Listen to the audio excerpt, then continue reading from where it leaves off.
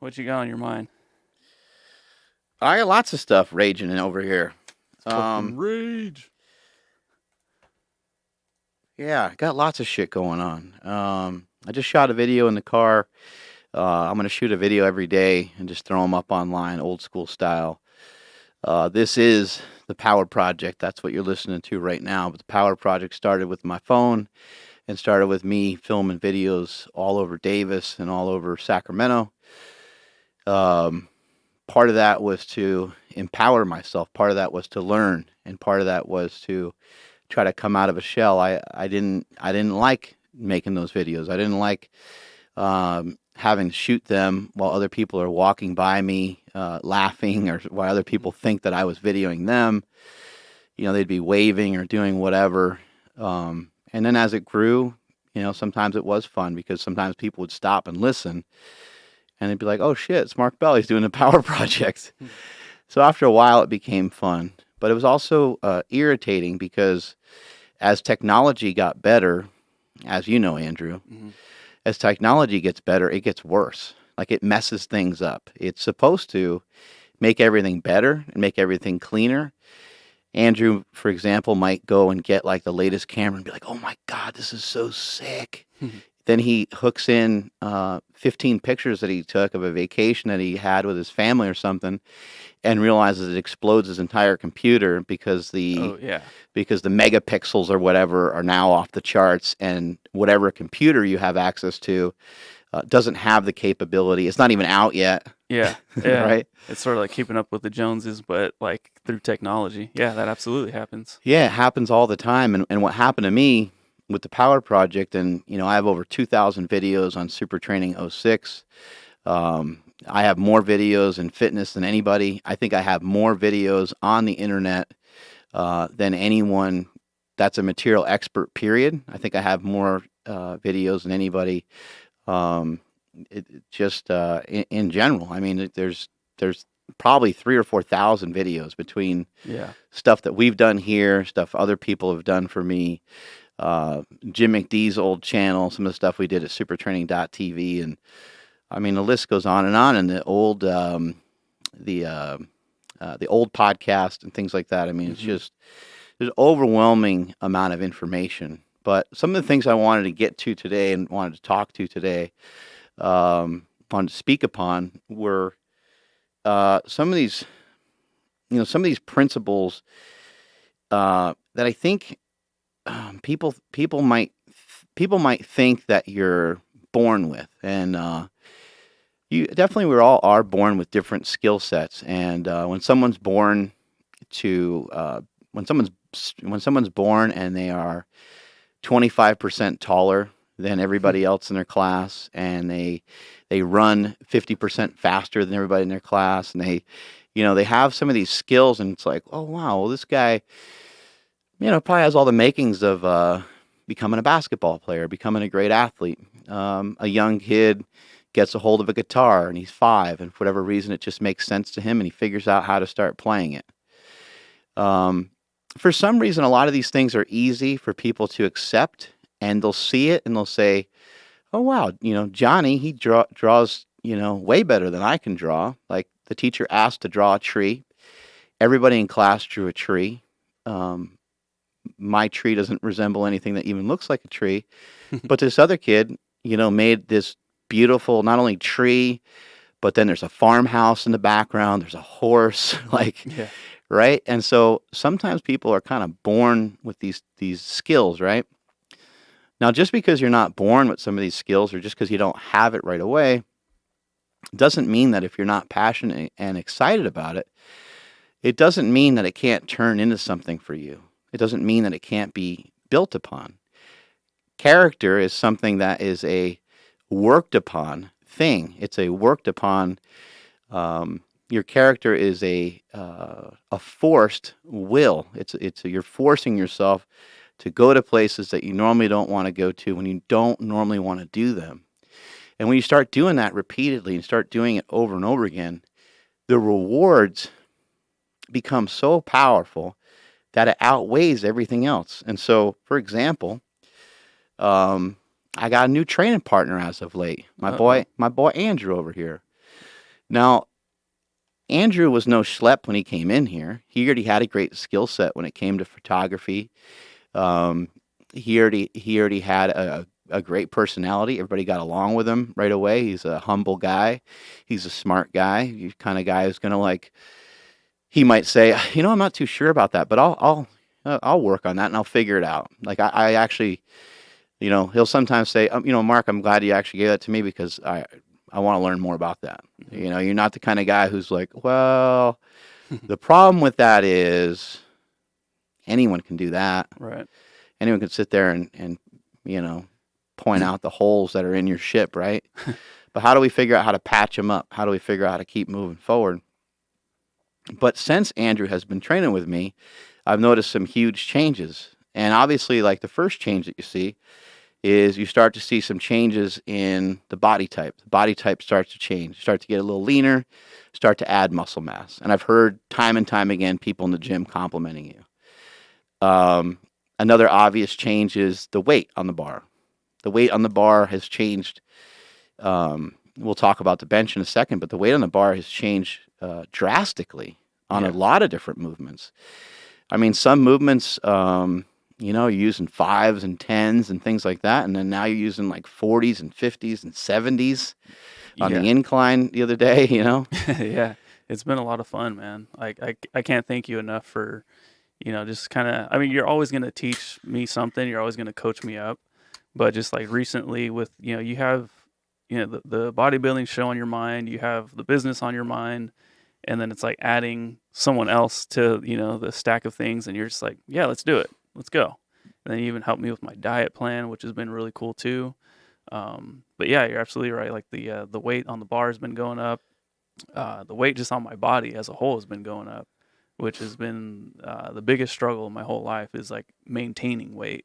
Because it's always just like I tell people, like if I just played video games and ate Doritos all day long, I would shrink down to like 160, like without even, without trying.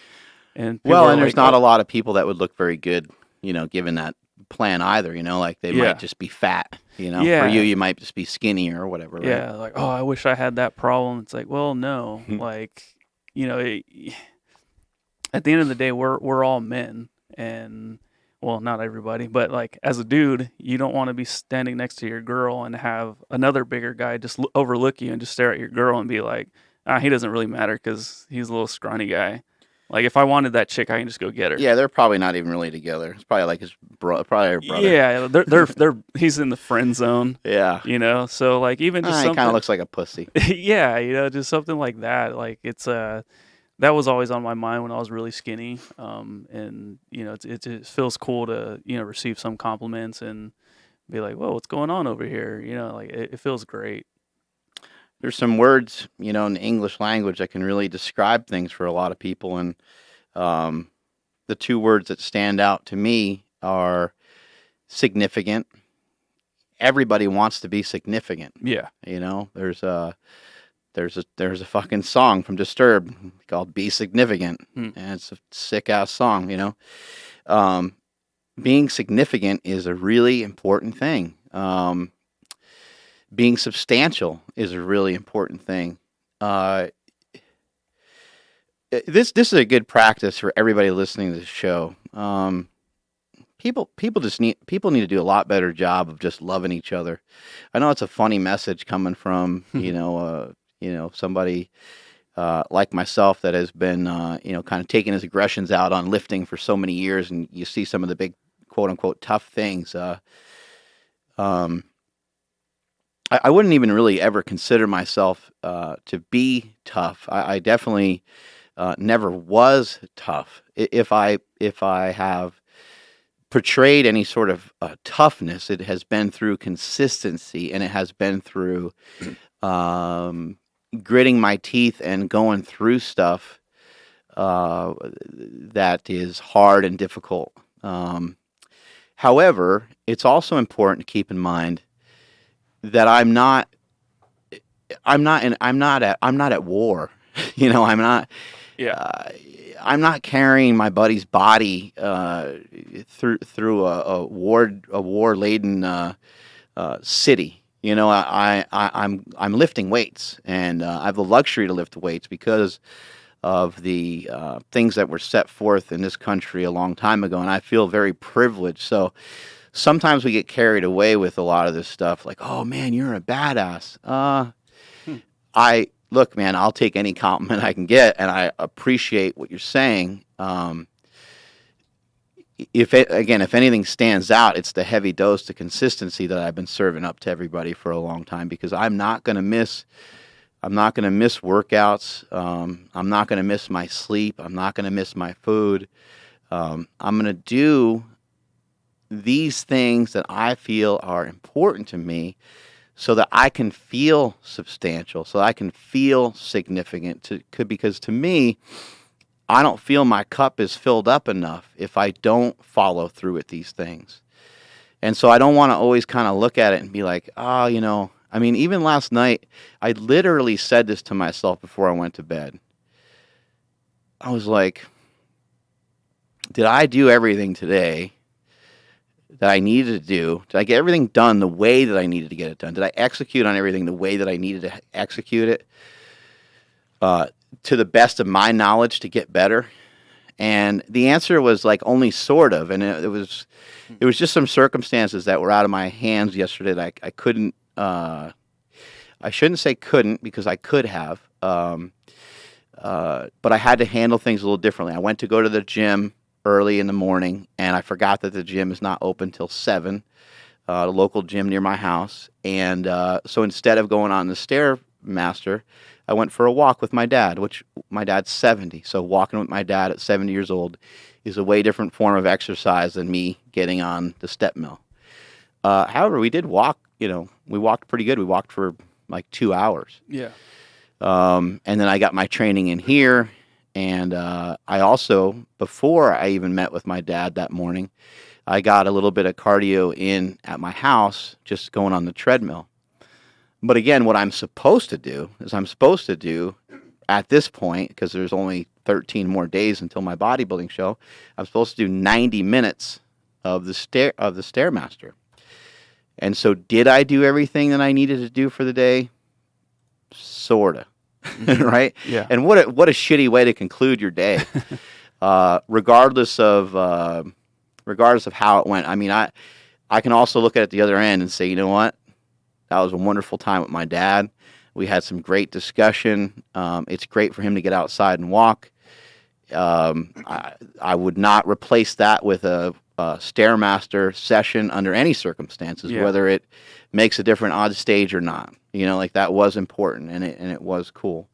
But you have to be hard on yourself. Yeah. When it comes to those things, and it's also okay to be reasonable. It's also okay to be rational. One of the things that makes us human beings is being rational.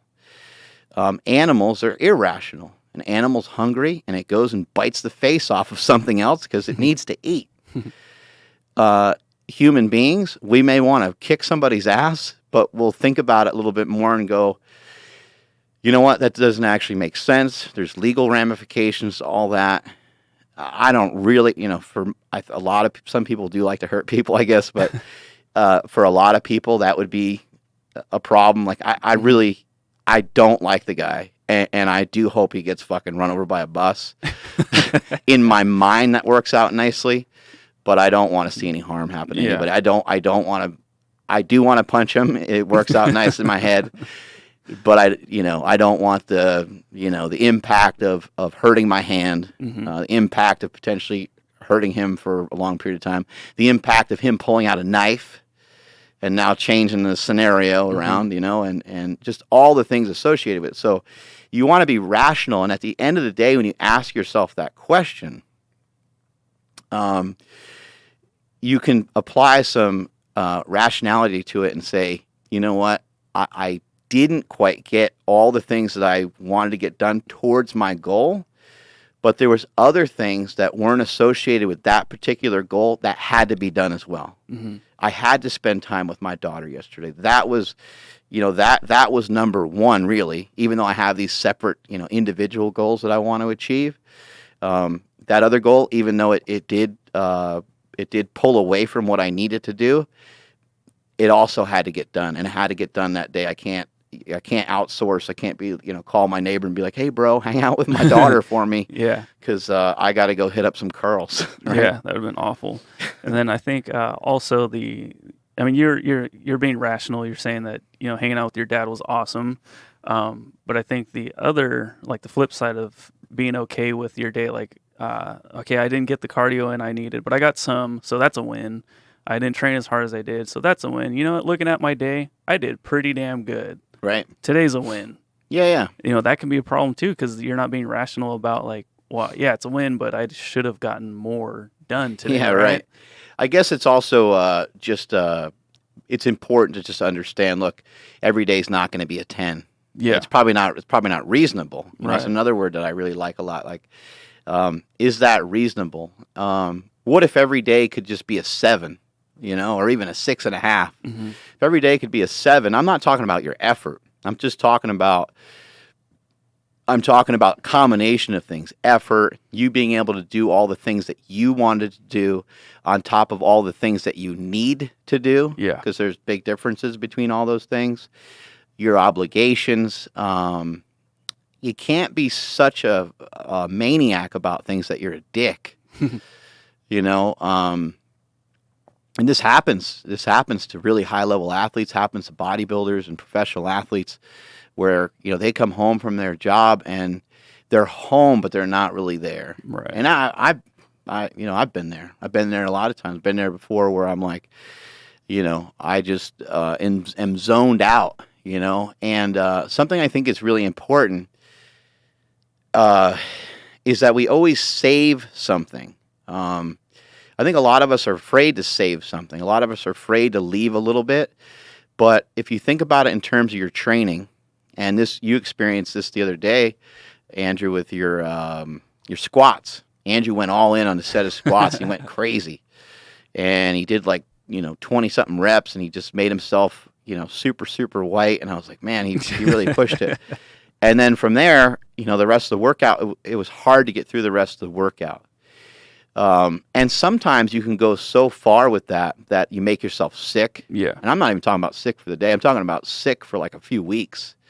You went so hard that day that you negatively impacted your immune system, which will negatively impact your sleep, which will allow some sort of illness to come in. Yeah. And you're sick for 2 weeks. Yeah, that would fuck that. Yeah, and then everything's really, really sidetracked and thrown off course from there. So always, I want to try. I guess I'm trying to clear it up a little bit. You want your days to be a 10, but they can't be a 10 in terms of your intensity, because that candle will burn out. And I've mentioned, Steve Jobs before. He's just an example, but there's millions of examples. And Steve Jobs had cancer, and I don't know what the right solution was to. And no one has like a quote unquote cure for cancer. However, do I think that Steve Jobs, selling $400 billion worth of iPhones, led to an early death? Absolutely, 100%. I would associate that more so than even cancer. Something else would have probably killed his ass, because how can one person handle that much stress and responsibility? There's never been anybody like him before or since. So what a huge burden that is. Yeah. And then one thing I wanted to bring up, kind of like, I'm calling it time under tension, but that just means getting here early to train with you, doing a photo shoot right after, hitting up a meeting and being coherent, and then getting sleep and recovery and hanging out with my family. If I was to try to do that like day one, I probably would have collapsed and failed miserably and never came back to work out with you again. But with like each rep and set across the board, it's getting better. I know where I need to improve, and I know where I can kind of at least get better at in general, which is mainly like the stuff at home. But what I'm trying to get at is like, if you're looking at this and you're like saying like, shit, dude, I have a family, I don't have enough time, I don't have this, I don't have that. The more you do it, the easier it gets. And that's something I learned from you. Yeah. You know, what's your saying? The more you can handle, the more you will handle, or something like that. Yeah, I always say do more, be more. Yeah. The more that you can do, the more you can There it handle. is, yeah. You know, it just and that I mean, it even goes down to your food. Yeah. You and I were talking about food the other day, and you're like, yeah, I'm kind of concerned. You know, if I'm going to up the protein, I'm going to blow out my asshole. Which has happened. And I'll say, anyways. I'll say, yeah, your butthole is going to get blown out. There's definitely going to be some problems. Yeah. We need to get some baby wipes. We need to figure these things out together. Maybe I need to help you back there a little bit. Get a detachable shower head. If you can spot me, that'd be cool. Get it going right. Hey, I got to make sure you're clean back there. I don't want to be working out with a dirty motherfucker. No, you know what I mean? Bad. Yeah. But on a more serious note, when you're starting to think about some of these things, okay, man, I just listened to Rhino. I just listened to Stan Efferding. I want to be big and strong like him. Or yeah, I just listened to The Mountain. I just listened to Brian Shaw, and these guys eat a lot. Well, don't go from eating 2,000 calories a day and feeling like you're restricted most of the time to all of a sudden eating 8,000. Yeah. And also, if you're a big boy and you're enjoying your food and stuff, and you want to you're like, oh man, Mark talks about the war on carbs, and this guy talks about this diet, not that. You don't have to always, jump off the diving board. You can go into the kiddie side of the pool there and get your toes wet and check the temperature of everything. Mm-hmm. Like, am I even going to like this? Before you go jumping in the deep end and then realize that you can't even swim, put those toes in there and kind of check it out. Don't really worry about it too much. You are going to get more into it as you move forward. Just make sure that you're constantly working towards that, because I think some people have a tendency to kind of stop, and they'll just say, I feel better on this side of the pool. I'm not even going to bother to learn how to swim. I'm just going to be right. I'm going to stay where it's comfortable. I'm just going to be over here, and then they stay there forever. So that's not what I'm talking about. But even when it comes to your food, the more that you can, the more that you work on being able to handle more food, the easier it is to absorb that food. Yeah. If you just do it out of nowhere, your stomach's going to be like, holy cow, what did you do to me? We're going to be in a lot of trouble. We're going to spend a lot of time on the toilet here. Yeah. And so those are things that you want to think about, and you're just like, okay, I've never eaten 6 meals before. Maybe I should start out with 5, or maybe I should start out with 4. Maybe I should take the same amount of food that I was eating and just split it up into 6 or 7 meals. That was recommended to us by our boy Doug. Remember that? Yeah, and I've been trying that. What usually happens is I'll just forget and not measure it correctly or whatever. But yeah, splitting up a normal meal into 2 is a huge help, especially when it's something like just pretty bare bones chicken or bare breast chicken. I don't know how you would say that, but it just makes it a lot easier to wolf down half versus the whole thing. Because then by the end of it, you're actually like fatigued from eating. yeah, your jaw and stuff gets to be terrible. Yeah, I mean, you can even there's all kinds of stuff you can do. You can kind of trick yourself into starting to figure out how you could figure out ways of trying to make it a little bit of fun. Every 90 minutes you eat. It's like that's kind of exciting. That's a cool thing to do. It's kind of exciting. Like, what? I'm going to eat 8 or 9 times a day just to feel it. You're not trying to be a pig. You're not at Chipotle the whole day. You're not at a buffet. Just getting up every 90 minutes. That'd be a bad idea. Yeah, it would be a really bad idea. And as much as we sit here and try to preach about nutrition and your sleep and stuff, the reason why I preach about it so much is because I've been on the other side. Right. I know what that side's like, and I know.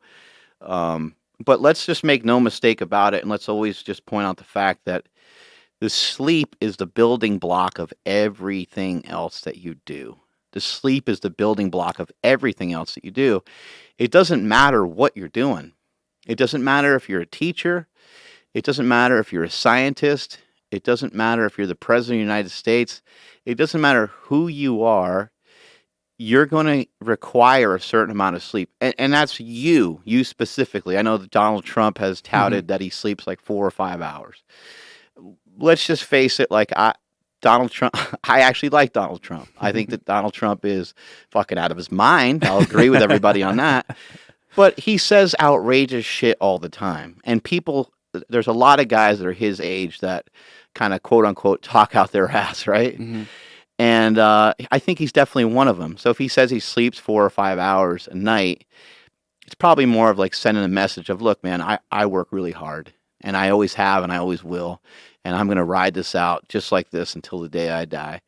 He probably doesn't literally sleep only 4 or 5 hours every day. If he does, there's probably some sort of nap in there. There's some other information that he's not sharing, and he's a billionaire, so maybe he's got some sort of special sleep chamber. Yeah. Well, I mean, you can look at it two ways also. Like, if you are trying to be ambitious and be a billionaire, like, well, he only sleeps 4 or 5 hours a night, so I'm going to be that too. I'm going to do that too. And then if you're someone like me who's not necessarily driven by money, I'd be like, he doesn't look like he's jacked and tan. I don't want to sleep like him. You know what I mean? So you can kind of take whatever you want out of what someone else is doing and make it work for yourself. We're in an interesting. I think we're in such a cool time. You Yeah. know, I think we're really fortunate to be like living. You know, when we're living. What a weird fucking thing to say because we don't know anything else anyway, right? But this is a cool time. You know, people want to shit on new generations every time there's a new generation. Always. As soon as a new generation is old enough to start making decisions and they start to get into positions of power, and everyone's like, these baby boomers or whatever the different names are. I don't even know the different names. Yeah. I know millennials because that's what everyone talks about. But like, it's amazing. People are so against whatever's new or whatever's different. And they're like, the millennials. They didn't struggle as hard as we did. Yeah. Well, and what a weird statement. Yeah. Maybe they're struggling a lot worse. Maybe the convenience of having access to the outside world is a worse thing. Yeah. How do we know it's not worse? It seems like it's worse. There's more anxiety. There's more depression. Suicide is up. Mm-hmm. I mean, shit, man. It is a tough world. When you grew up in, if somebody grew up in, say, I'm trying to think of it. There's bad, now that I'm thinking about it, there's fucking bad shit going on all the time, right? You had World War I and World War II. I mean, fuck, man. There's not a. It's hard to pick a good time. You know, you had Vietnam. You had, people getting drafted that didn't want to get drafted. We've had a lot of hatred and a lot of racism and a lot of disgusting things, slavery, and we've had a lot of disgusting things happen in this country that they really can't do much about, and you certainly can't do anything about, like social media, the internet, and all these things. But just imagine you're 9 years old and you post a picture with your friend, and somebody's like, "Oh my God, you've been eating way too much. Look how fat you are." Yeah.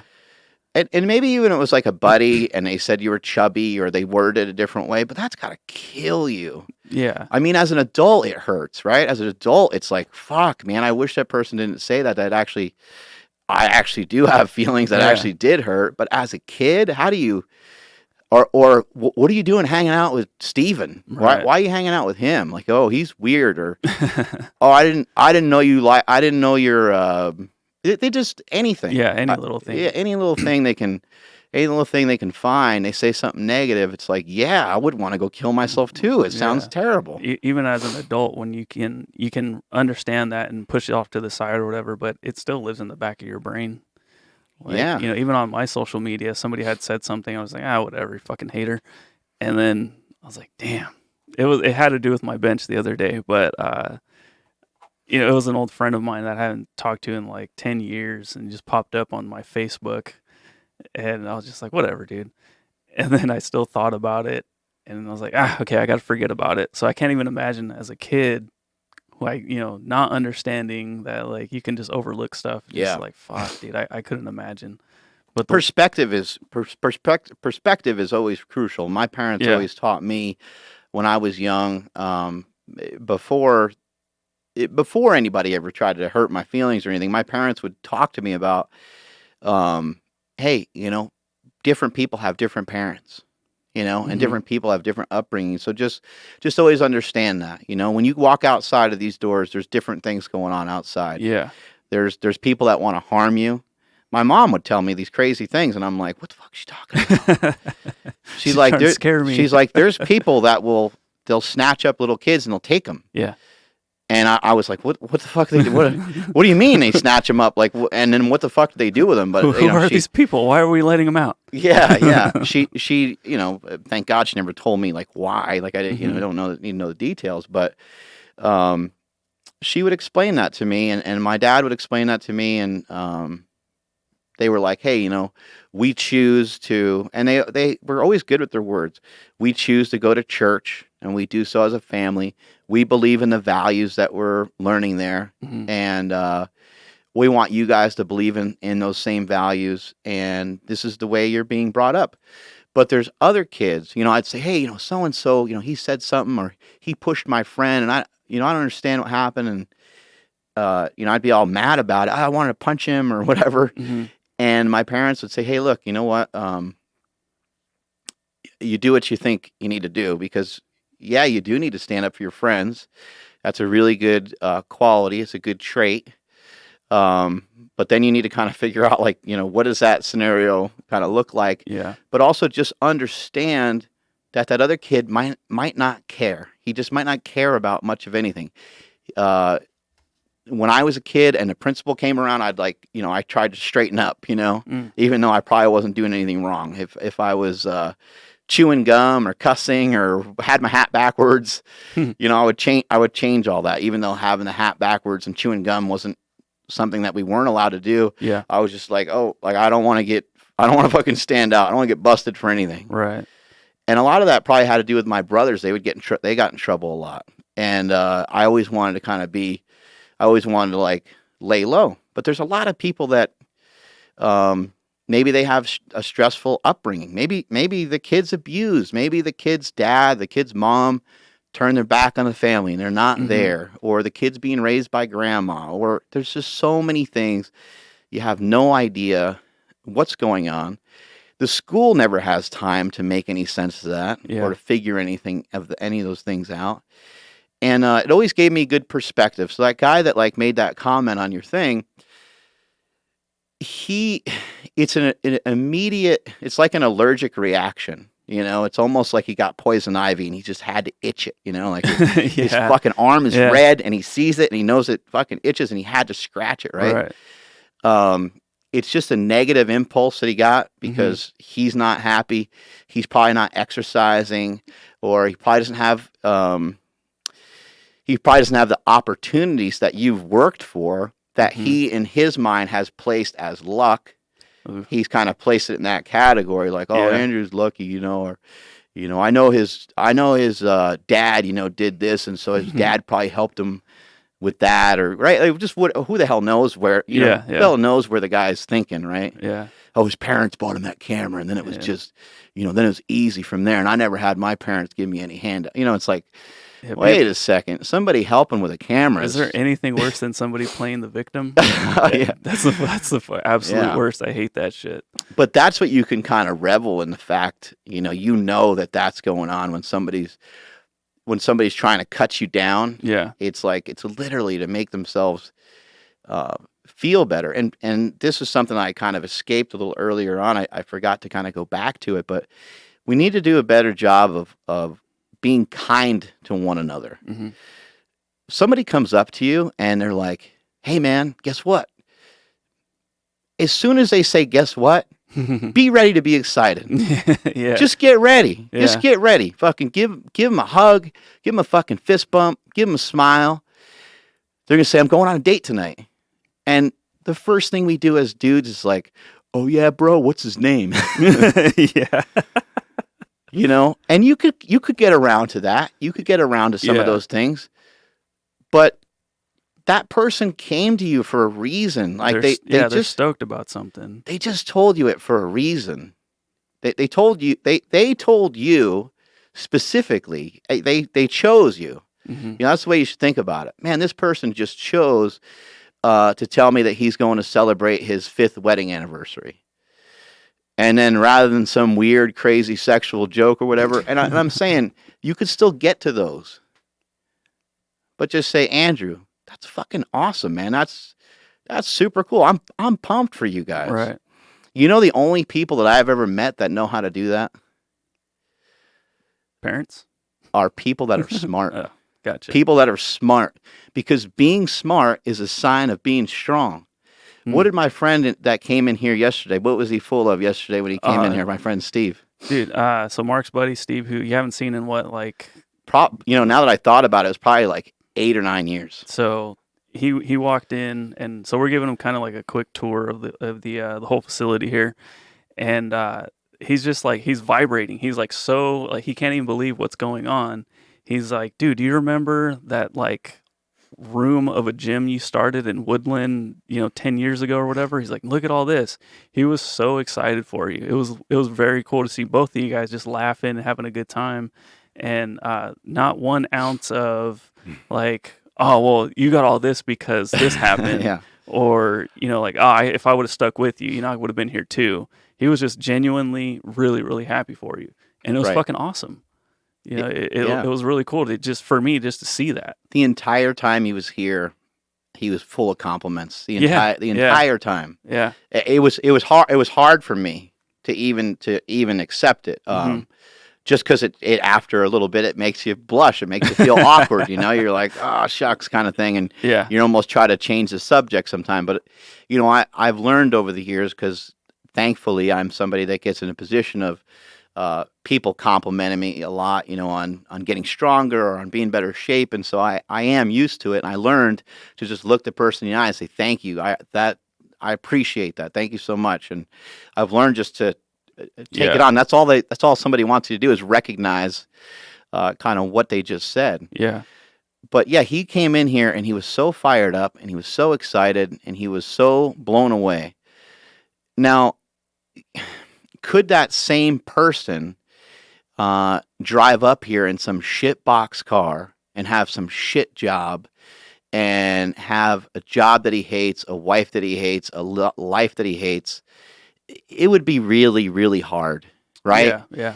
It would be really hard if he was the guy that was hanging with me in the beginning, and then he felt he never got the spotlight, and he felt like he was deserving of being part of it in some way, or whatever it might be, right? It would be hard for that guy to come in here. Now, that I'm not saying it doesn't exist, but I don't want to say any of his business, but look, it's very obvious that's a very successful person, in every sense of the word.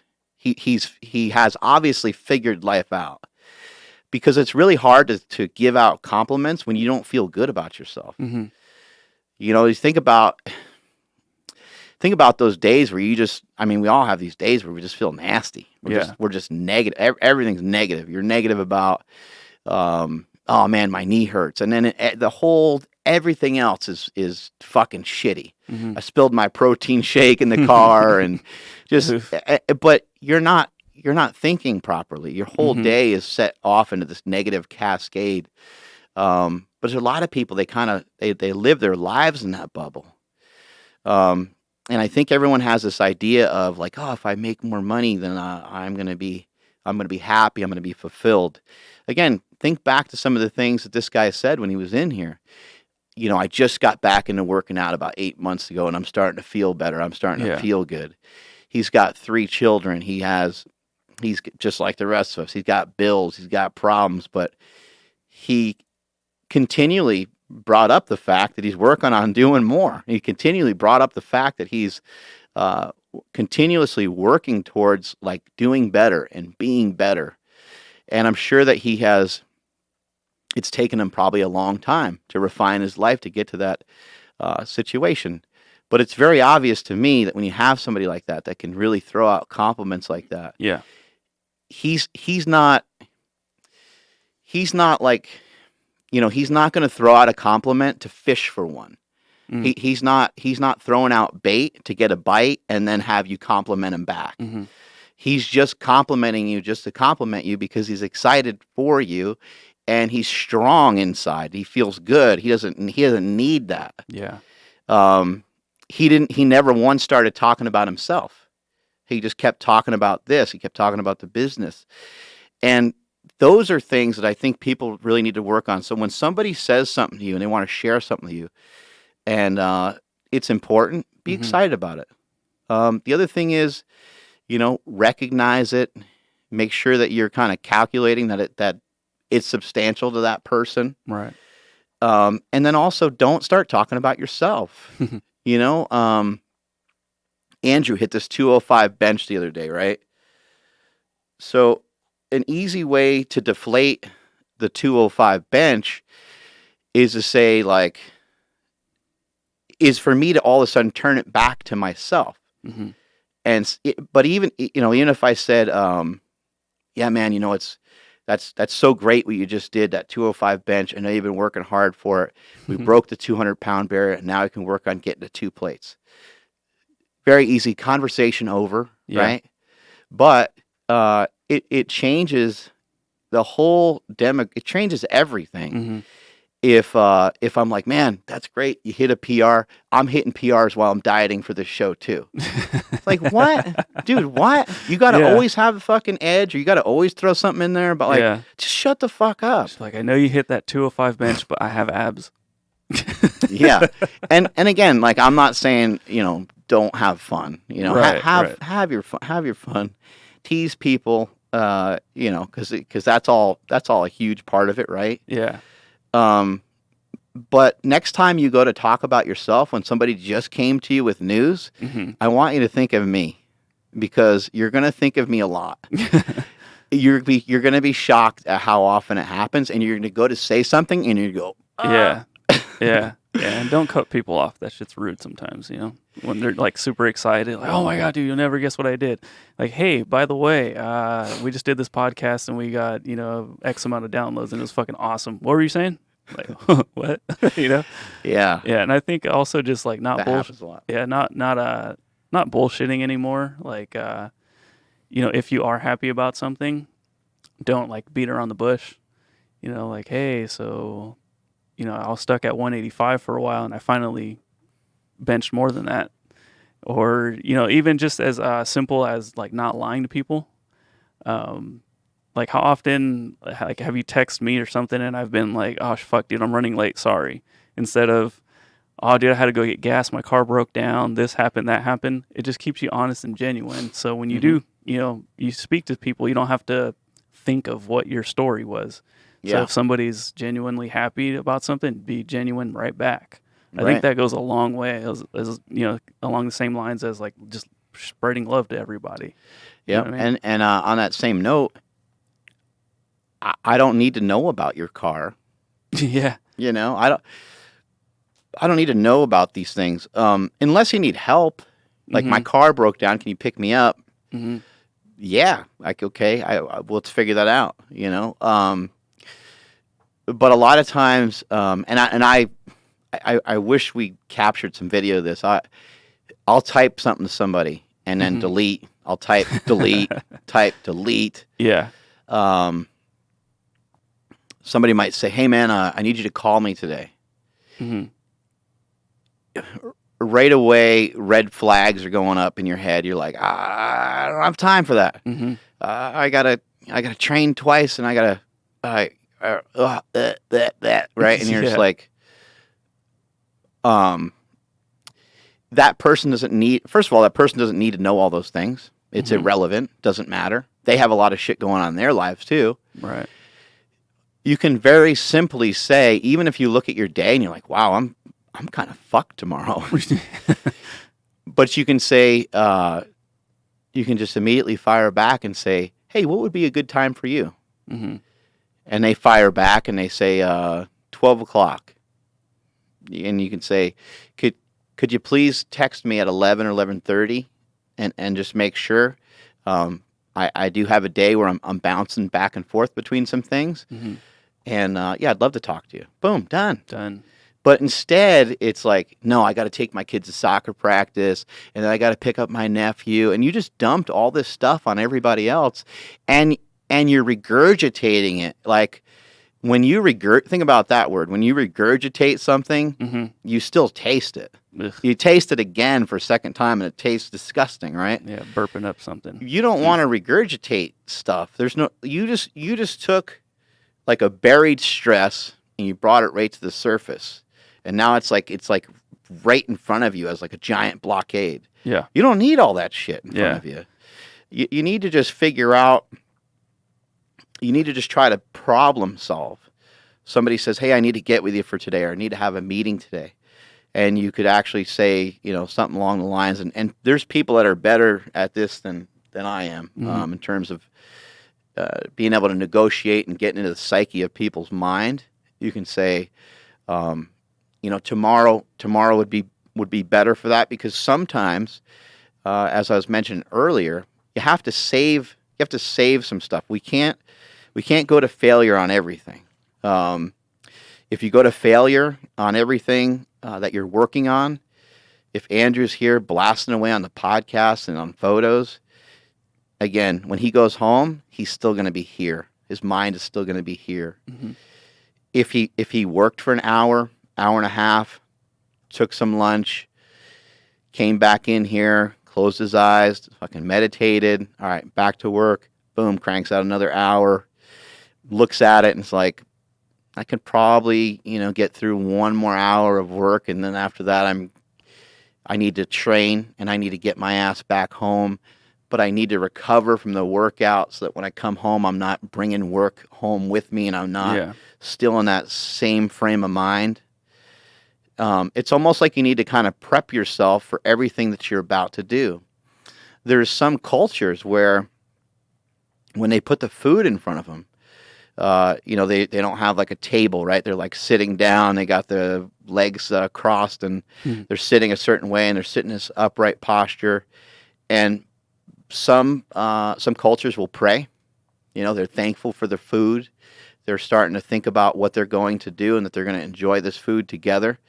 Would that help you absorb the food better? I'd say fuck yeah, even if there's not any science to back it up. Mm-hmm. The fact that you took a second to breathe and you're like, I'm gonna enjoy this meat and these noodles and whatever else is accompanied with all these things, a glass of wine, and we're amongst friends. Mm-hmm. I'm gonna enjoy all this food. I'm gonna take my time to eat it because this is gonna be fun. Yeah. I'm gonna chew all my food up the way that you're supposed to, and this is gonna be. It's almost like when you go to get a massage, right? Mm-hmm. You go to get a massage, they put on like certain music, they get a certain smelly stuff in there. Yeah. But and even before all Dimmed that, out. you schedule it. So from 3 to 4, whatever it is, like, okay, I'm shutting down for that time. So Yeah. you really enjoy it. You're very prepared for it. Yeah, You're there very you go. prepped Yeah. for it. Yeah. Yeah, that's huge. Back to this bench, okay? So Yes, sir. I know some people are listening like 205 bench, bro. He could do more than that. Why isn't he on trend? Yeah, why am I not on trend? What are some of the things you heard as a kid that still kind of sit in your body? You said skinny. Yeah. Shit. I remember, just as friends, everybody kind of will either play fight or push or like step up to somebody, whatever. I remember a buddy of mine, they were kind of going at it or whatever. And he's like, why don't you pick on him? He's scrawny. I'm just like, what? Like, what does that mean? Like, I was skinny, but I didn't really understand that I looked different than everybody else because of how skinny I was. That was one thing and that was like in junior high. So like, you can imagine, like you're developing. What about wearing certain clothes and stuff where you maybe like shy to wear like a tank top all the time, or a sleeveless shirt, or even like a tight short sleeve shirt because your arms weren't significant enough? Yeah, 100%. I like growing up, I didn't really have like a lot of friends that I hung out with just because being a big Mexican family, we had cousins everywhere. So like I was really close to all my cousins. And my cousin Eddie, I actually have two cousin Eddies. Both of them were like in pretty good shape. And I remember they would wear tank tops and stuff. And my mom would be like, why don't you wear like tank tops like your cousins? She'd be like I would look in the mirror and I'd be like, even as a like elementary school kid being like, I look different than them, Yeah. like, and it was uncomfortable. So I never wore tank tops or anything Right. that showed anything off. Um, so that was always weird. But okay, well, this is the kicker right here. I love my dad. I'm very close to him. I would consider my dad a best friend of mine. But I remember I was walking with my shirt off next to my cousin Eddie, Oh no. and then my other cousin Eddie was there too. They had been, I don't know if they were working out or they were just strong, you know, like whatever. And I remember hearing my dad say, "Oh, look at Eddie, like he looks great. Oh, even the other Eddie looks great." And then I remember him saying, "Look at ours, he sucks." Oh. And Was like, he just trying to like kid you, or what do you think? no, he didn't know I could hear him. Oh, okay. So I had held that like deep inside for a really long time. Even then, I didn't really understand it. Like my feelings weren't hurt or Hmm. anything.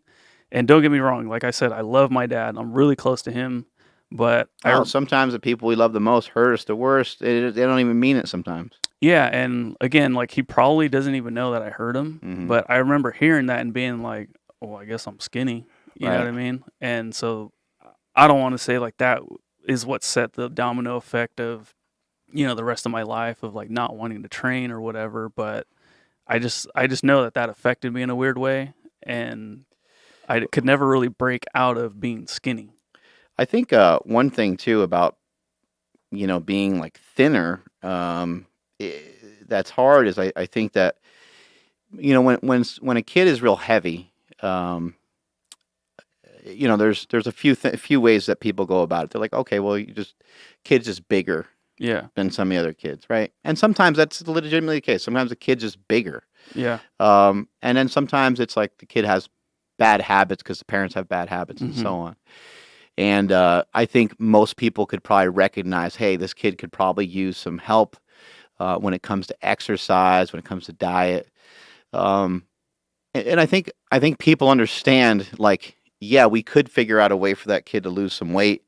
Um, but trying to mess with that too much at a young age yeah, seems intrusive and it seems a little scary to everybody. hmm, Maybe the kid doesn't want to make changes. Maybe the parents are happy with the kid, and the kid's just because somebody has a few extra lbs on them doesn't mean that they're not living a happy, fun life that they like, that they yeah, enjoy, and maybe they're getting to enjoy life to the fullest in some extent. But at least when you're heavy, you have an understanding of, yeah, we could figure out a way to lose less. We could figure out a way to weigh less, hmm, but that's not our focus right now. We don't really care, or hmm. we're going to worry about it when he's a little older or whatever. A lot of those things are just excuses, and there's He's still a still, kid. He can figure like we'll figure it yeah, out. yeah, it's still not a great way to go about doing it, but you can at least understand some of the rationale behind some of it.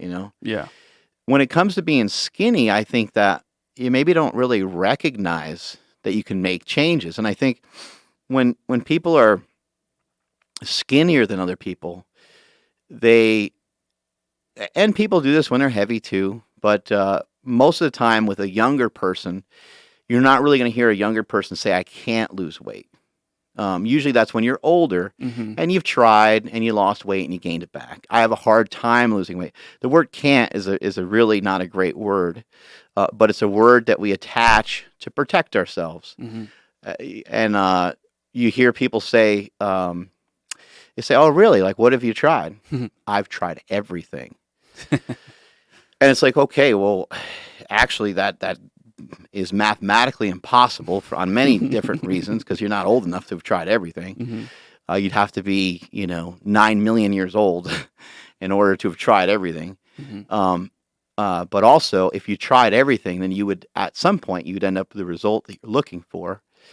Um, you must have tried everything and stopped. You must have tried everything and gave up. You must have tried everything and quit. Yeah, I think when it comes to being thin, though, I don't think you really understand the options that are there for you to gain weight and for you to be more significant.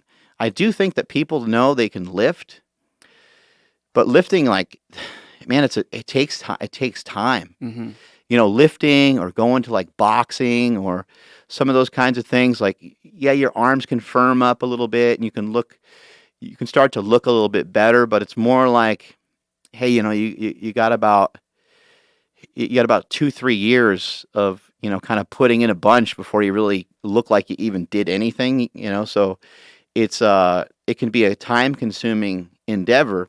And then most of the people that you're around, they don't really know what would be best to have you look great, because actually at that age, if you're anywhere between, let's say, 12 and like 18, anywhere between 12 and 18, in 6 months, you can lift, and if you ate properly, you'd look like a goddamn machine. I mean, you would make some really impressive transformation, Yeah. but you would need somebody that has been doing it for 20 or 30 years to kind of coach you through that. Hey man, you need to lift. You need to lift hard for 30, 40 minutes. You need to get out of the gym, and you need to eat. Yeah. You'd have to have someone really coach. You need to sleep. We need to get you to sleep, man. You're skinny because you're waking up late, you're not getting in enough meals and all these things. And you, again, back to the I can't, I've heard so many people over the years that say, man, I can't gain any weight. And it's like, that's actually not true. Maybe you have a little harder time gaining weight. Maybe it appears that you eat the same types of food that other people eat, and you're just not gaining as fast, or you're not maintaining as fast as they are. But you can gain weight, you can lose weight, and that's, I mean, it's going to be, there'd be some sort of insane metabolic situation where you literally could not gain any weight, But by then I would have been diagnosed by a doctor with something, or Yeah, you would have whatever. been sick probably or something, Yeah. Yeah, but so like even with that, I didn't have anybody to tell me, what to eat or how to train or even what to train. My older brother, he's 7 years older than me. He was always pretty big.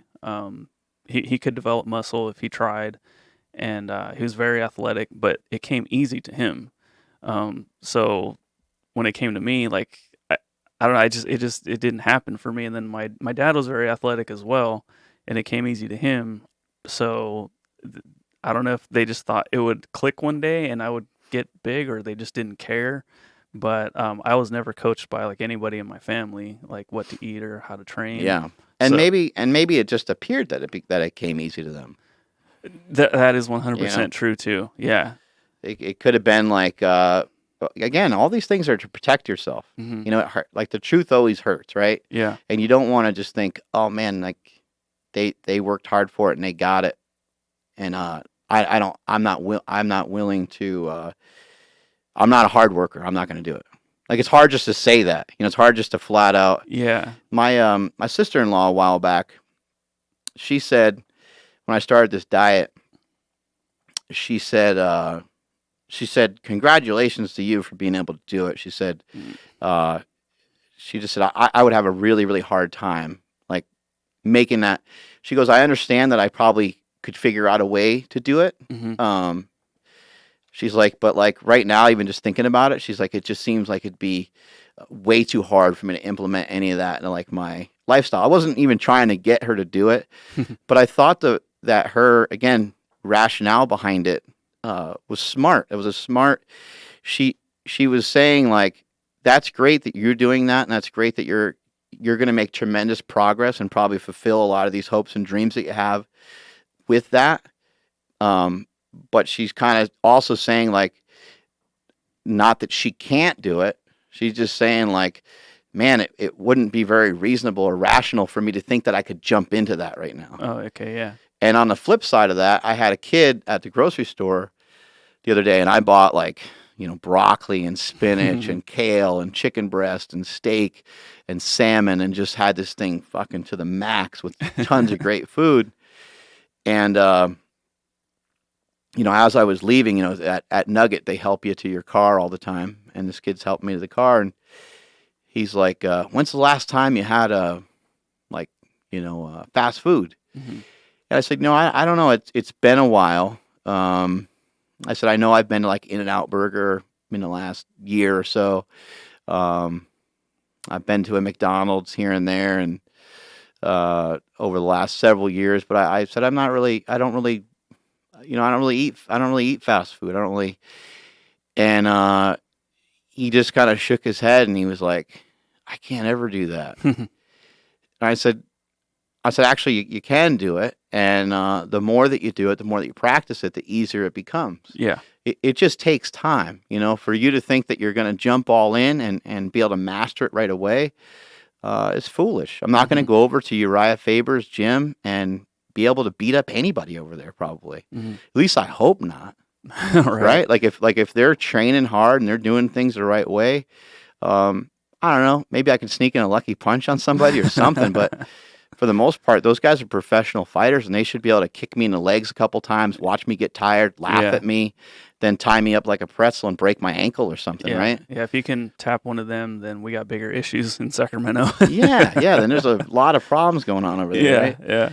And so it's always foolish to think that you're going to all of a sudden, walk into any scenario and be great at it right away. I was training with my dad this morning. He's on day 5 in a row of getting after it, and Nice. he was lifting some weights today. And he's doing some of these funny, weird movements, but I'm just encouraging it. I'm just like, hey, man, he's moving, Yeah. And he's, kind of moving the dumbbells in like a quote-unquote wrong way or whatever. But they're light enough. He's not, not going to injure himself, and I'm watching him and stuff, and he goes, yeah. He's like, so I did some of these, and he's showing me. He's like, but I only use the 10. I only use the 10 pounds. And I was like, Dad, don't do that to yourself. He's like, what? He's like, I shouldn't do these exercises. I said, no, don't say only. Yeah. There's no reason to say only. That's not only. That's what you just did. That's fine. Yeah. And 10 pounds is kind of a lot of weight on some of these exercises. Like, he doesn't understand. He doesn't know how to, like, tone it down at all. He's walking at like 3.5 miles an hour on the treadmill and stuff. And I'm telling him, hey, man, let's see if we can go 2 miles an hour. Yeah. He's in there going full blast, which is great. The mindset is great. Yeah. But see if, as you're working on yourself and as you're working on personal development, and as you're thinking of some of the things I mentioned today of being more kind, try not to talk about yourself when somebody's talking about themselves, try to be more positive. Also, just try to consider some of these things that I'm talking about today, and try to eliminate some words from your life. Can't. Instead of can't, I haven't tried that yet. Yeah. Oh, wow, I'd love to be able to do that someday. Wow, you know how to surf? Shit, man, I never got around to trying surfing, but it seems like it would be tough. It seems like it'd be really hard. I don't know if I even want to try it. That's so different than saying can't. Yeah. Get rid of can't. Get rid of just. Hey, what'd you do this weekend? Oh, I just hung around with my family. It doesn't have to be just. No, you hung around with your family. That's fucking great. Yeah. Had a blast with my family. Yeah. Yeah. Yeah. We got to hang out. You can word it whatever way you want, but you don't need to. You don't need to throw in those words that kind of deflate or take away from what it is that you did. Yeah. And like it happened yesterday, but when you had text like, hey, do you want a podcast? And I, instead of saying yes or no, I just responded with, yeah, we absolutely can. But just remember, we got this thing at 2:00, so we got to get in and out by this time. And And I'm like, wait, sorry, that's not what you asked. The answer is yes, as long as we can get out by this time. It's totally different than me saying all that. I could have just said, as long as we finish by this time. Yeah. Because you were probably like, dude, what are you talking about? So anyway, we're about to train right now, and Andrew, and I mentioned this many times on the podcast. People will get excited and they'll be like, man, it's great you're helping other people, and you're thankful that you're helping me, but you're helping me a ton. Don't ever get that twisted in your mind that it should be a two-way street all the time.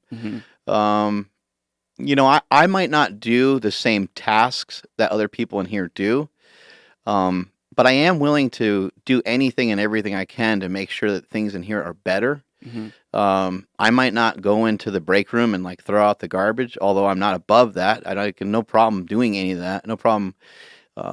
Cleaning stuff up off the floor or whatever, right? Yeah, I've seen him do it, so he's not bullshitting. Yeah, I don't have an issue with that.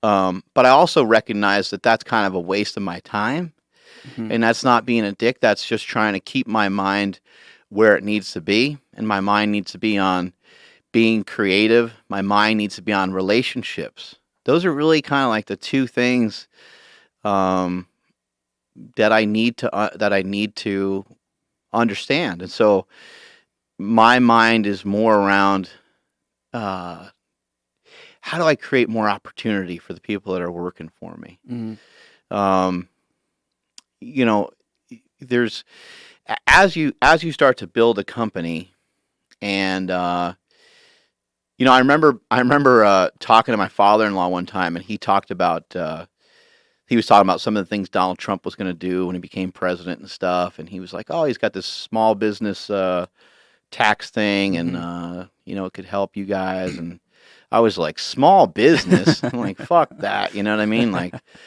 but Yeah. here in America, small business is defined by under $250 million, and I didn't know that, and Mm. I'm sure that number is sliding and it moves around a lot, so it, Yeah. it could be it could be different. Uh, and he laughed and he was like, "No, no, no, no." He goes, "I understand you guys are doing really well, but just so you know, a small business is anything less than $250 million." I go, "Oh, okay, I would be in the small business uh, category, but if you're not trying to grow, you're not trying to expand, then in my opinion, you're ceasing to become smaller. You're ceasing to become less significant." Mm-hmm. And what I want to do with this company is I want the company to thrive. I want the company to continue to generate more revenue. I want this company to continue to put more points up on the scoreboard, to continue to break sales records, to continue to expand our growth globally, not just here in the United States, to continue to figure out how to provide more value to our customers, how to provide better products for our customers. You see it all the time. We're working on every detail that possible for a fucking Yeah. shaker cup. I mean, Yeah. it sounds ridiculous, right? But Yeah. that's the job. We're working on every detail we can think of with shorts. We're like, "Hey, let's make these shorts. Let's do this and let's do that." And then we go over something towards the end and we're like, "Shit, man. I don't like shorts that don't have pockets. We need to have pockets on those bitches because where do we put our stuff?" Like Yeah. I don't know about you, but I've actually worn shorts before where I forget something because I didn't have my pocket, Mm. and I Mm-hmm. go to my car, I don't have my keys, Yeah. or I go to my car, I don't have my phone. I'm like, "Shit, man." And it's because you don't have the extra spot to put it in. And we're trying to think of every single detail. But the reason for all that is, I could sit here and keep the business at a certain level and sit there and count my money and buy more cars and enjoy more fun things with myself and my kids and my parents and stuff like that. But that's not what I'm trying to do. I'm trying to create a community. I'm trying to create a team. I don't want to just have a media team. I Mm-hmm. want to have the best media team. I want recognition. I want for our media team to be substantial. I want them to be significant, not just in the fitness industry. I want other people to take note, and I want other people to look and go, maybe let's say it's like Bulletproof Coffee, Mm-hmm. right? Dave Asprey's company. Or maybe it's Tim Ferriss, or maybe it's somebody who's like not in our normal, even though we know those guys. Um, but people that are not in our normal circle going, "Oh shit, like these guys what are they doing?" Yeah. They got this they got this great media campaign going on. They got great commercials. They got great this, great that. They got fun content, and they're Mm-hmm. kicking ass in the gym, and they're training hard, and people are getting in shape. People are getting. I could sit here and hoard the money for myself, and obviously, of course, I'm in it to prosper myself as well. What a foolish thing to not admit, right? I Mm-hmm. I want to keep kicking ass. There's hopes and dreams that I have that I can reach. But a lot of these things are inclusive of a lot of other people. They're not just for myself. And I think that sometimes somebody gets the company to 700,000 or a million or those numbers, and they start to feel really good about it. And like, I'm just going to kind of hang out right here. And I could keep the overhead low. I don't need a warehouse.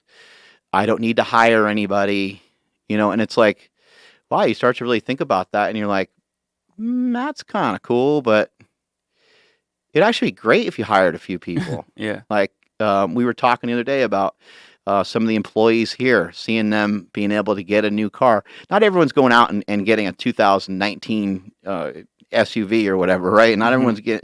everyone's rolling around in a Ghost, right, from Rolls Royce, right?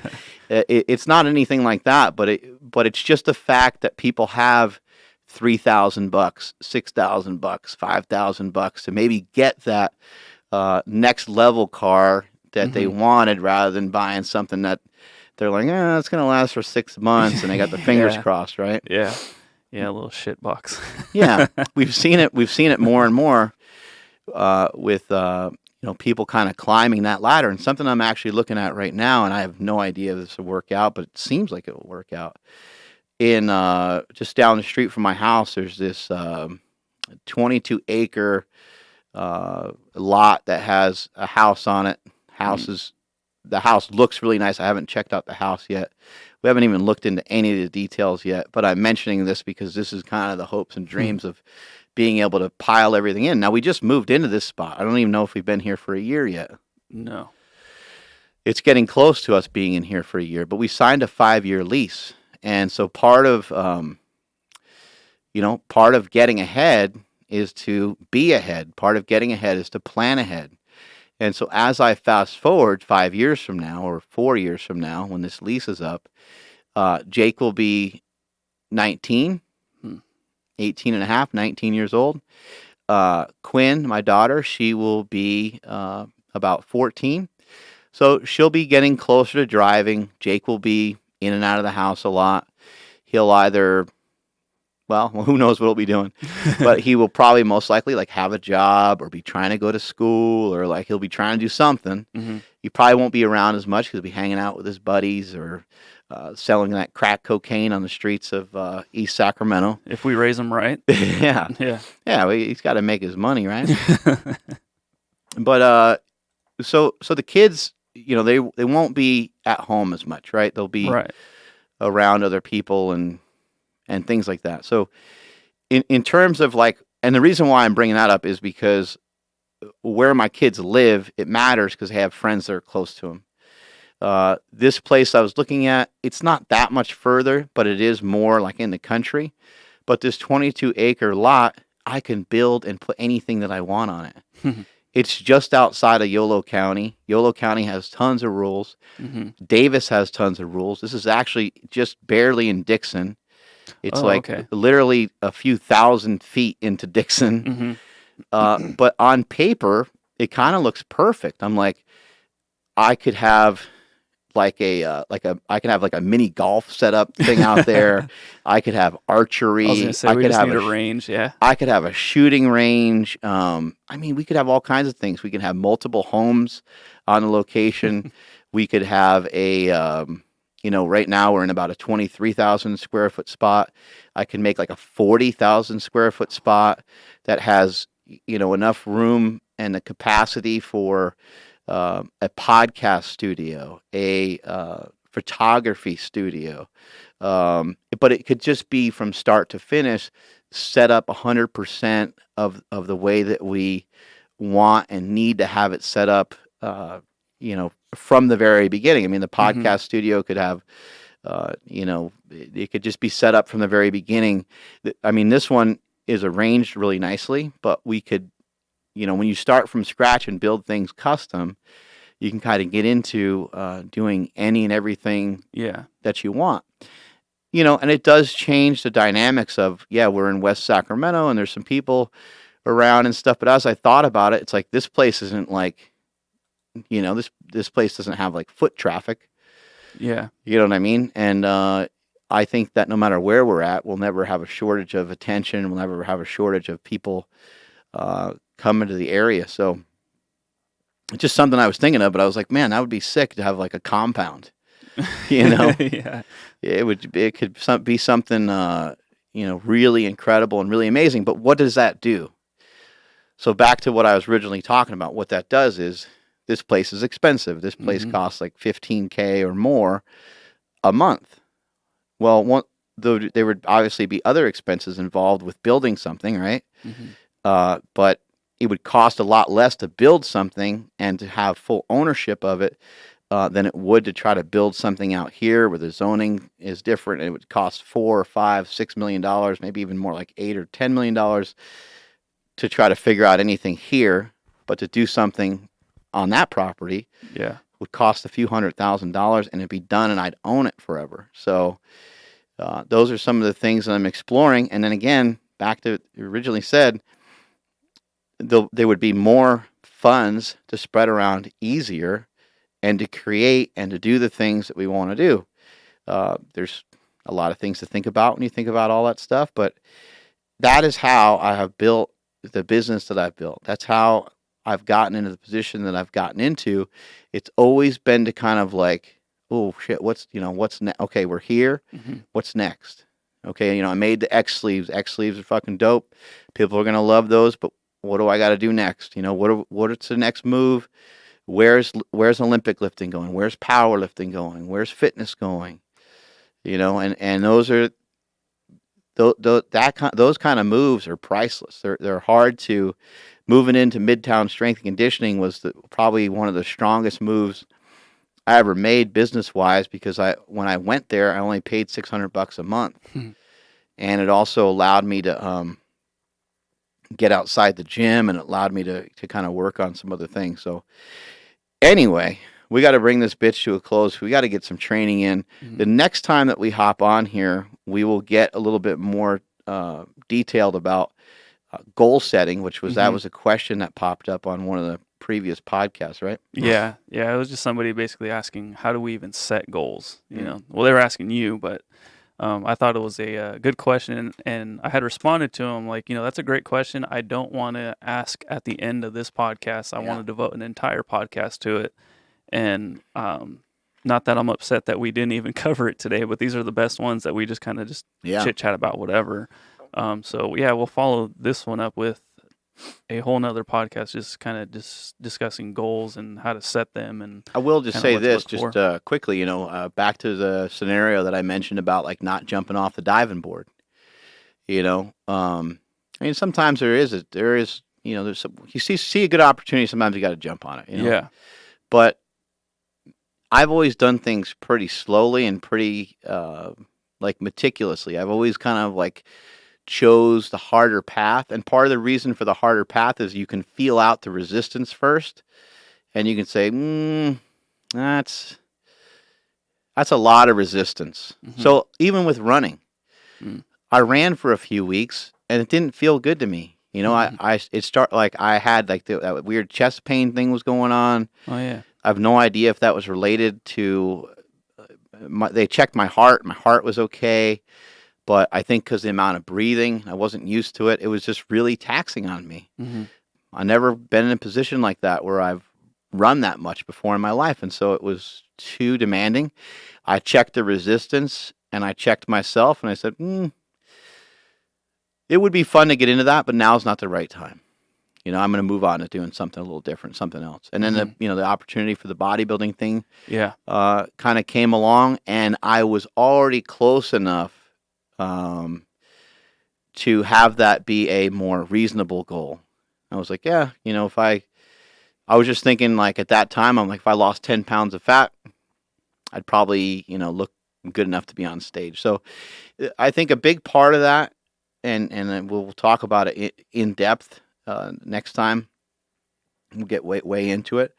But I think a big part of it is to have the goal be fairly close. And as I've mentioned a million times here on the podcast before, I don't really believe in goals necessarily. I believe more in having like a checklist, because a checklist has a box next to it, and it has the intention of that motherfucker is going to get checked off at some point. Yeah. Like maybe I didn't get to it today, or maybe I couldn't quite get to it tomorrow, but it's going to be checked off the list. And so for you, a thing you would check off the list is 205, right? Yeah. Like, okay, bench over 200 pounds. Bing. Done. Right? Yeah. And now the next goal is to get to 2 plates. But we don't have to worry a ton about when. It's just there, and it has an empty box next to it, and the check mark is ready to be inserted into there whenever that time comes. We don't need to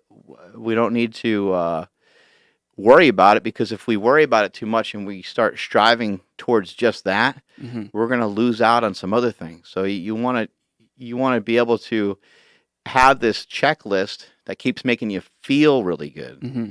You know, my goal for today is to get a haircut. My goal for today Mm-hmm. is to, it's things that you kind of want to do. It's things that you kind of need to do. Um, but it's not necessarily things that you have to do. So like taking a shit can't be a goal because you have to take a shit every day. Mm-hmm. Eating can't be a goal because you have to eat but like eating less can be a goal. Yeah. I want to work on eating a little bit less than I have been in the past because I want to weigh less. Just little things like that. Yeah. Real quick, listener Eric Herman, he just wanted to thank you because he was actually addicted to heroin for 5 years. He started watching you on YouTube, and he learned about lifting, learned about kratom, and now he's clean. I just wanted to bring that up because that's fucking amazing. That's awesome. They say how long he's been clean for? He didn't say that, but he said he was addicted for 5 years. Wow. So, yeah, dude, holy That's shit. wild. I mean, when people tell, I don't even understand how to respond to that. Like people I tell me know, stuff yeah, like that. It's really that's a big deal, you yeah, know, to go from that. So congratulations on being able to, you know, being able to change, you know, what a habit that most people don't think you could ever dig yourself out of. yeah, That's really an incredible thing, and you should feel good about that. Um, hopefully you wake up every day feeling good about it. Like, you know, don't let that feeling wear off, because a lot of times, you know, you get a good feeling about something like, oh, I'm heading in the right direction. The kind of feeling yeah, it starts to wear off. You should feel really good about it. You should feel like you have a whole new lease on life, you know. yeah. And then Dan Hempen was asking if we're gonna release our bodybuilding diet. I thought that was funny. Bodybuilding diet. That might be fun. Yeah, we'll go over all that stuff. I mean, I can just tell you quickly. You know, keep in mind that when I started this, I was about 245. I was at 350 grams of protein. I was at about 150 grams of carbs a Hmm. day, and I was at about 75 grams of fat per day. Um, Carb sources: rice, oats, potatoes. Um, Anything goes in terms of vegetables. You can eat any amount of vegetables I wanted to. Hmm. Fruit was not an option. This is all just stuff that, you know, Hani Rambad helped me with. Yeah. Proteins, you try to find leaner sources of protein because you're only allowed to have 75 grams of fat in a day. And I don't recommend that you take these same numbers and just apply it, you know, apply them to your own body weight and try to figure out what these look like in reference to me saying I weighed 245 when I started. Hmm. Um, I'm trying to think. Yeah, protein sources are lean sources. Chicken, turkey. I don't like turkey, so I don't eat it. If you're not getting on stage for a bodybuilding show, you can have some condiments and things like that. But I don't like to rely on them too much. Years ago, when I did a bodybuilding style diet, I utilized a lot of mustard, Hmm. and the mustard, you know, I don't know. Some people like it, some people don't. But I would start mixing mustard into all kinds of stuff. It fucking tasted great. Yeah. I started cooking it into some chicken and some rice and things like that. It was fantastic. Just Hmm. always read the food labels. Always Yeah. check all that stuff out, and you know, make sure there's not a lot of extra junk in there. You want to kind of try to keep that ingredient. Uh, you keep that ingredient list low. You know, low. But lastly, you know, in terms of diet, always make sure that you're going from where you're currently starting from into a better position. So don't don't worry so much about like diving in all full force and all full blast. It's going to take you it's going to take you a few weeks even to figure out how to shop for all this stuff. It's going to Yeah. take you a few months and even figuring out what you digest. Um, Eggs are a great source. It just kind of popped in my head. They're a great protein source, and you can do hard-boiled eggs, and there's a lot of options you can do with all that stuff. Um, but it's going to take you a long time to even just get used to any of it. So don't be afraid to take your time with it. You don't have to be in shape. I think it's a big mistake to say, I'm going to be in shape by this time. You could set some body weight goals Hmm. for the end of the month and things like that. But I just, I just think people need to get used to changing the types of foods that they eat. You're changing out going to McDonald's. You're changing out not having lunch planned, being starving, and then just dying to want to go eat somewhere with having a prepared meal that you're going to eat, even if you're still craving something different. And you also, on top of all those things, fuel yourself enough to the point where you don't really have cravings. So in the beginning of any diet, don't have a caloric restriction unless you are a veteran dieter. Don't have a caloric restriction.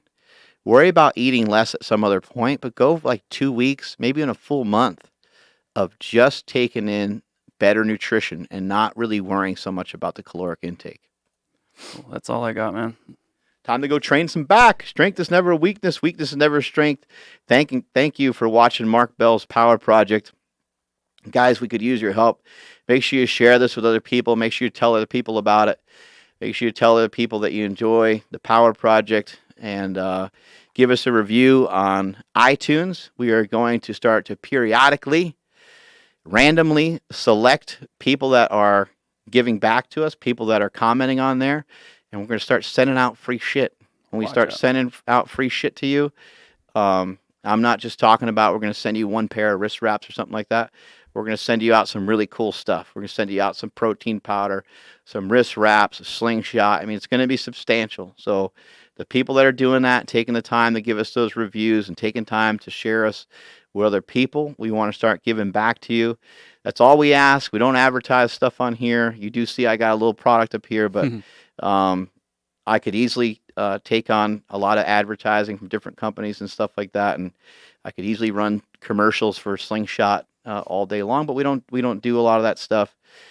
This is just to provide you guys with information and to empower you guys, so you guys can be stronger each and every day. We do have a code associated with the podcast that I actually always forget about, which is It's Power Project at checkout for 15% off all slingshots. 15% off all slingshots. That ain't a bad deal. Yeah, if you want to tell somebody about the Power Project, if they're interested in a slingshot, just tell them, hey, use code Power Project. I'm like, what's that all about? Well, it's funny you ask. Yeah. Hey, that's interesting. You should bring it up. Yeah. But yeah, we're just trying to spread the word, man. We put a lot of time, we put a lot of effort, we put a lot of finances and resources behind this, and we try to give it everything we got each and every time we hop on here. Gonna go hit up some back and catch you guys later. Peace.